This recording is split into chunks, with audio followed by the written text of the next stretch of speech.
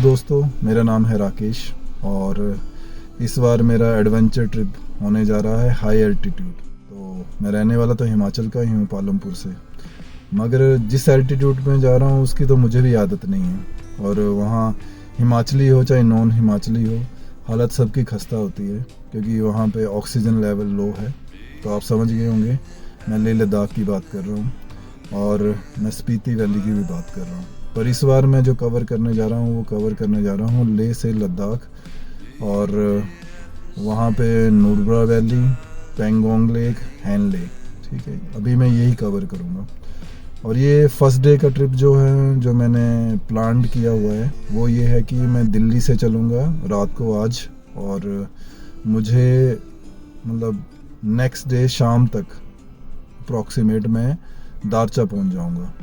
और बाकी ये कोई आइडिया नहीं है कि बीच में क्या दिक्कतें आएंगी, क्या प्रॉब्लम आएंगी, क्योंकि फ़र्स्ट दिक्कत तो सबसे पहले है कि दिल्ली के ट्रैफिक से निकलना।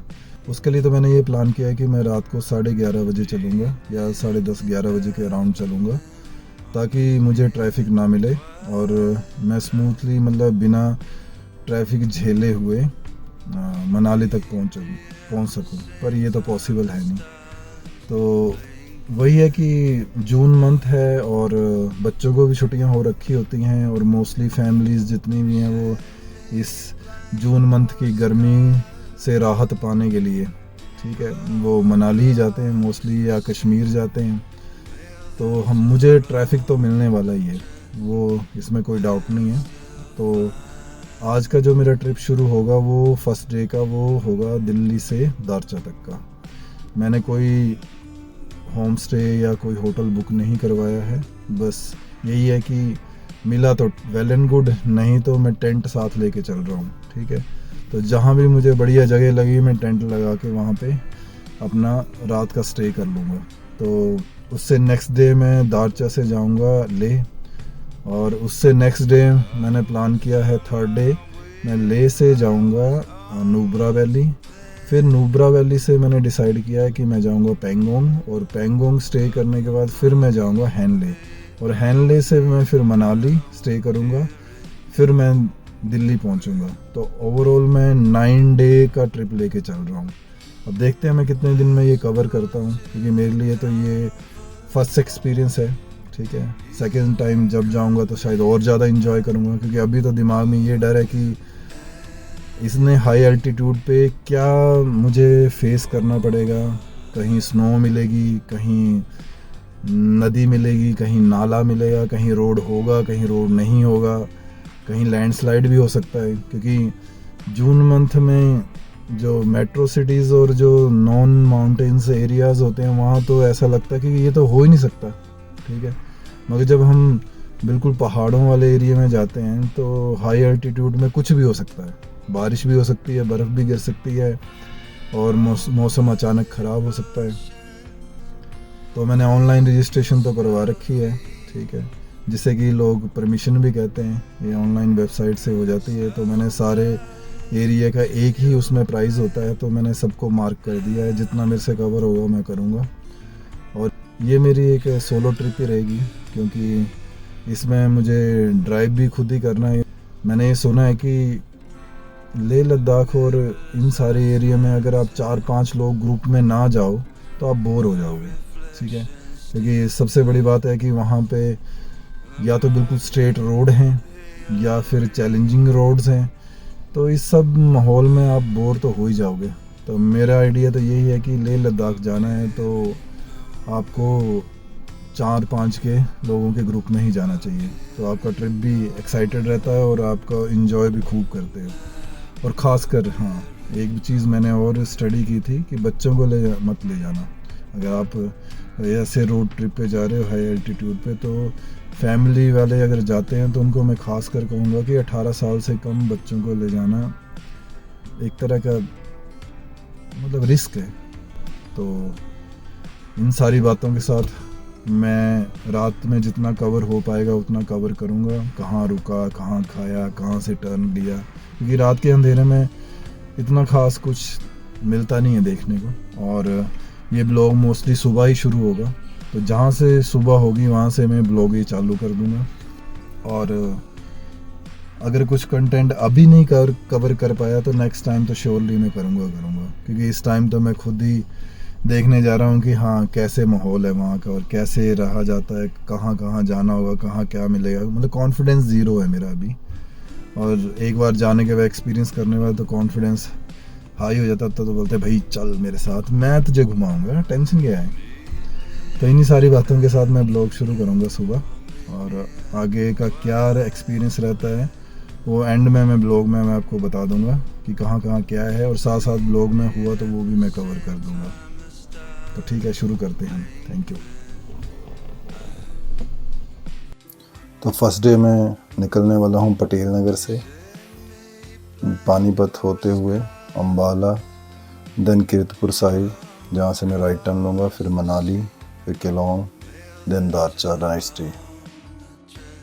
और ये मैं दिल्ली का ट्रैफिक क्रॉस करने के बाद अब रात की सांस लेता हुआ NH44 पे। इस NH44 के भी कई किस्से हैं। ये हरियाणा रोडवेज़ वाले जो हमेशा इस तरह ड्राइव करते हैं जैसे वो कोई बस नहीं मोटरसाइकिल चला रहे हैं। और मैं ये गारंटी से कह सकता हूँ कि इनकी जो भी इस बस में जाता है उसे इन्होंने कभी ना कभी यमराज के दर्शन ज़रूर करवाए होंगे। ये लो अब पूरा राइट तरफ काटता हुआ, इसको परवाह ही नहीं है कि पीछे मेरी गाड़ी भी आ रही है।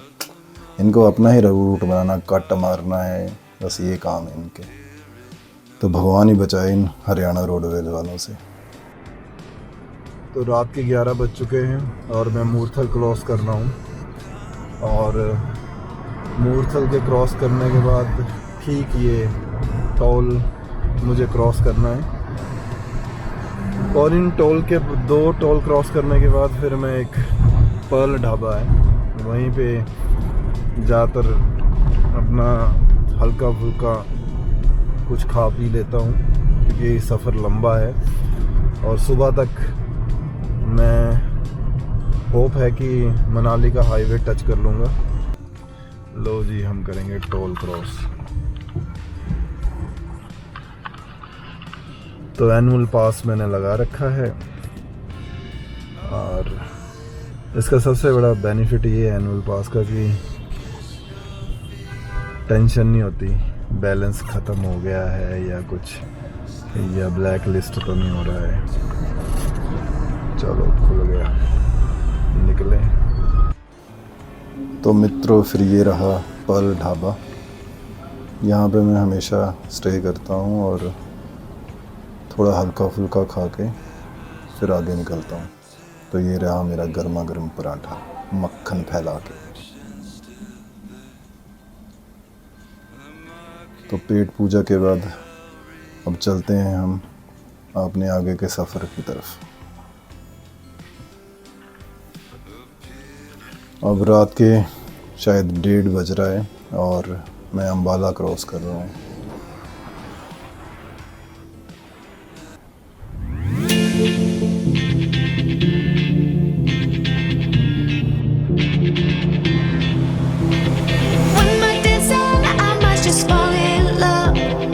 अब मैं पहुंच गया हूं कीरतपुर साहिब, जहां से मैं राइट टर्न लूँगा और हिमाचल हाईवे को टच करूँगा।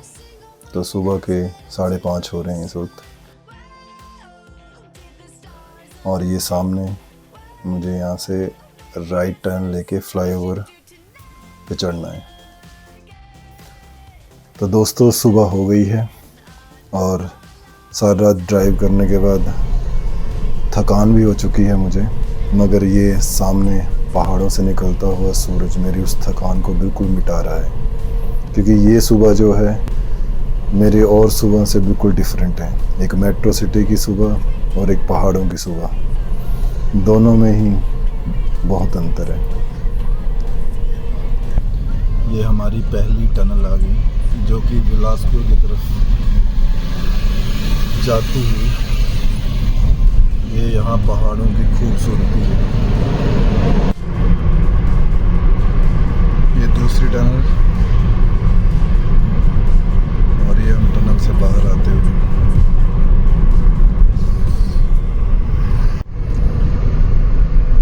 पे जो कैमरों का खौफ है वो इस तरह है कि ये कैमरे मल्टीपल चलान करते हैं, यानी कि आपके पास पोल्यूशन नहीं है और आपकी ओवर स्पीड है, तो ओवर स्पीड का भी चलान होगा, साथ में पोल्यूशन का भी चलान होगा। और यहाँ जो स्पीड मेंटेन बताएगी ये वो 60 से बिलो है, तो आपको 60 से बिलो मेंटेन करनी है इस कैमरे के आगे। और चालान से हर कोई बचना चाहता है क्योंकि मिनिमम चालान 2000 रुपये का है, और 2000 रुपये में तो आप अपनी गाड़ी का हाफ से ज़्यादा टैंक फुल करवा सकते हो। तो थोड़ी सावधानी और आपके पैसे बच सकते हैं।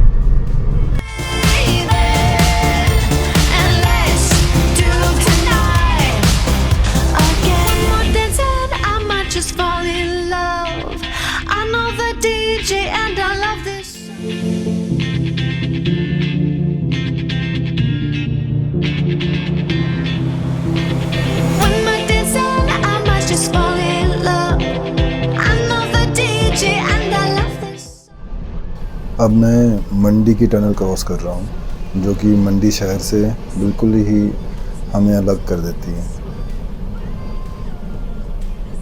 और ये रही पहाड़ों से बहती हुई ब्यास नदी, जिस पर काफ़ी बड़ा प्रोजेक्ट बना हुआ है जिसका नाम है पंडो डैम प्रोजेक्ट।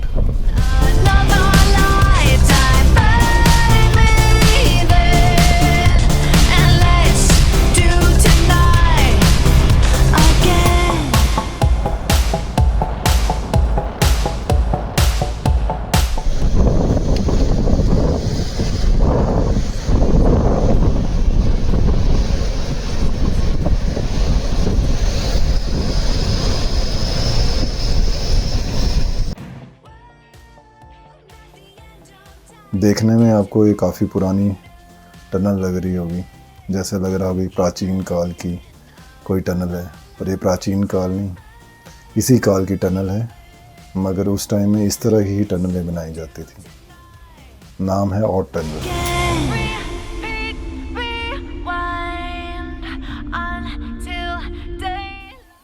अब मनाली रह गया हमें 19 किलोमीटर दूर,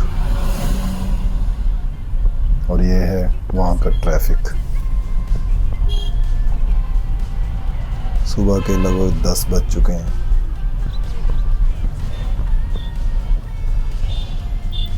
और ये हमें मनाली के चेक पॉइंट पे एक एडवेंचर नज़ारा मिलता हुआ, हॉट बैलून।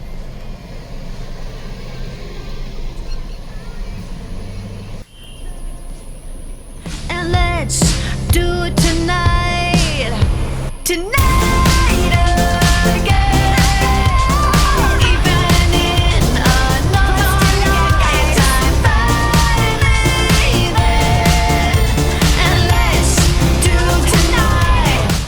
तो हम पहुंच गए अटल टनल, और यहाँ ज़्यादातर लोग फ़ोटो खिंचाने के चक्कर में काफ़ी ट्रैफिक रहता है, जो कि हिमाचल पुलिस को मैनेज करना भी काफ़ी मुश्किल पड़ता है, पर फिर भी सबकी खुशी के लिए करना पड़ता है।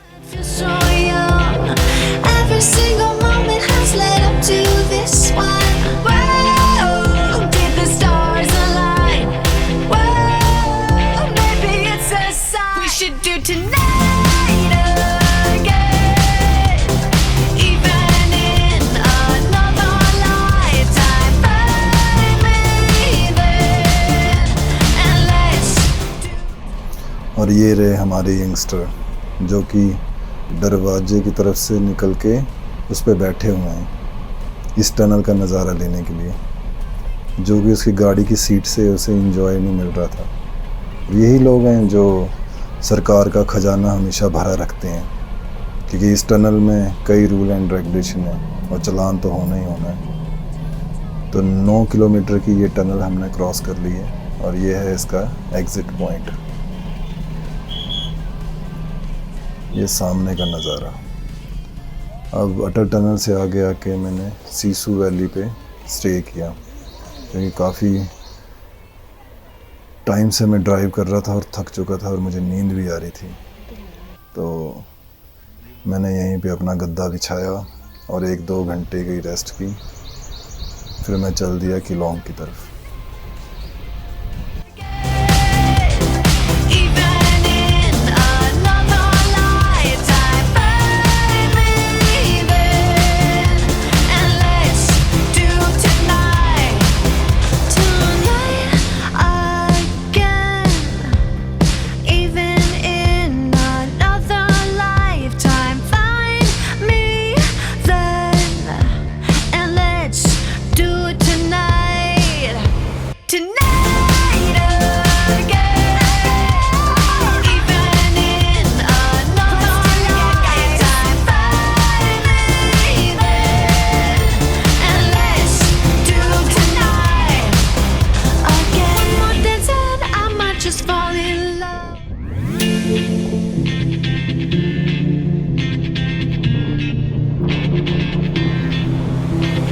One more dance and I might just fall in love. I know the DJ and I love this song. Me and you and the night feel so young. Every single moment has led up to this one.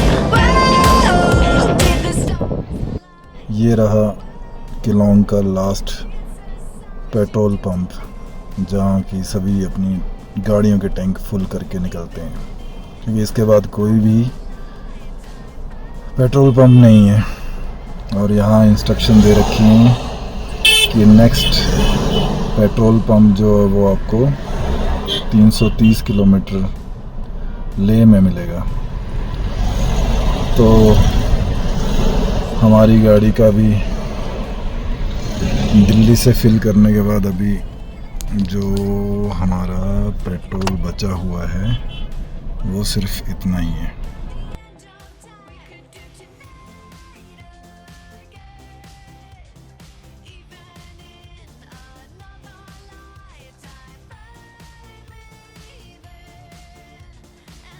अब मैं जिस्पा पहुंचने वाला हूँ और ये वहाँ की पहाड़ियों के नज़ारे हैं।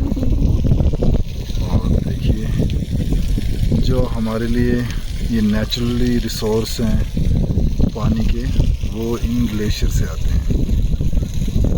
मैं फ़ोन में तो वो चीज़ कैप्चर नहीं कर पा रहा जो मैं एक्चुअल में देख रहा हूँ, मगर कोशिश करूँगा कि आपको दिखा सकूँ कि ये किस तरह धीरे धीरे मेल्ट होते हैं। and let's do tonight again. Even in another. तो अब मैं पहुंच गया हूं जिस्पा वैली। जिस्पा वैली जो कि चारों तरफ पहाड़ों से घिरी हुई है। यहाँ मोस्टली लोग कैंपेनिंग, एडवेंचर, फिल्म की शूटिंग्स, क्रिस 2 तो याद ही होगी, वो यहीं शूट हुई है। तो मनाली से मुझे ये मच बेटर लगता है जिस्पा, जहाँ आपको पूरा सुकून मिलेगा और लेस ट्रैफिक मिलेगा।